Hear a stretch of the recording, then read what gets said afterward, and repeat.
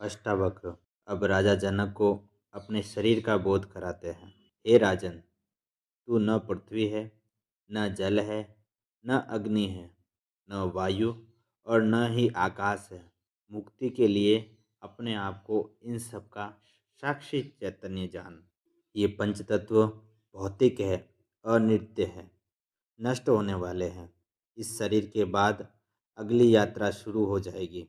इस शरीर को पुराने कपड़ों के समान छोड़कर तू नए कपड़ों के साथ नई यात्रा करेगा। यह शरीर तेरे कपड़ों के समान है, तू इससे अलग है। इस शरीर रूपी घर में तू किराया देकर रहने वाला मालिक है। एक समय बाद यह अपने स्थान पर ही रह जाएगा, पर तू इससे आगे निकल जाएगा। जिस प्रकार संपूर्ण भौतिक जगत का आधार चैतन्य है, तू भी इसी चैतन्य का अंश है। अपने आप को चैतन्य स्वरूप जान।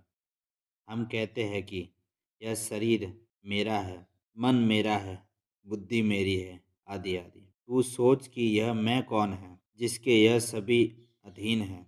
इन सब के छूटने पर जो केवल मैं बचता है, वह वास्तविक स्वरूप है। यही मैं का आत्म तत्व है, जिसका ज्ञान होने पर बाकी सभी नष्ट होने वाले लगेंगे। मनुष्य शरीर नहीं है, वह चैतन्य आत्मा है।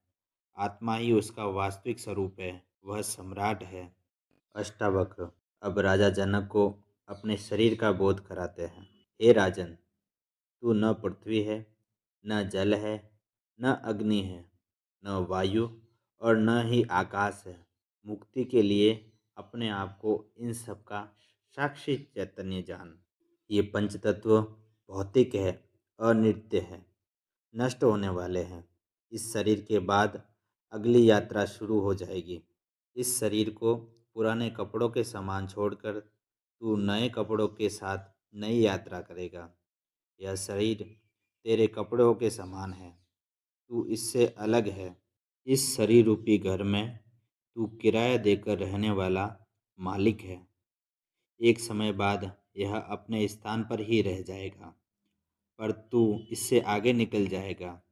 जिस प्रकार संपूर्ण भौतिक जगत का आधार चैतन्य है, तू भी इसी चैतन्य का अंश है। अपने आप को चैतन्य स्वरूप जान।